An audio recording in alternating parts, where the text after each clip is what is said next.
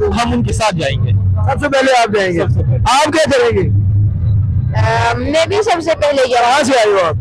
दिरलुअर। देर से। तो ये आपने जंजीरें क्यों पहनी, किसने पहनाई है आपको? ये मैंने खुद पहनी है। इधर मैं भी खुद आया हूँ, इमरान खान के लिए आया हूँ और मैं गिरफ्तारी देने के लिए आया हूँ। आप पढ़ते हो? हाँ। वो अभी पढ़ाई का हर्ज नहीं हो रहा आपका? पढ़ाई तो कर रहा हूँ, लेकिन हम अपने मुस्तकबिल का भी तो सोचेंगे ना।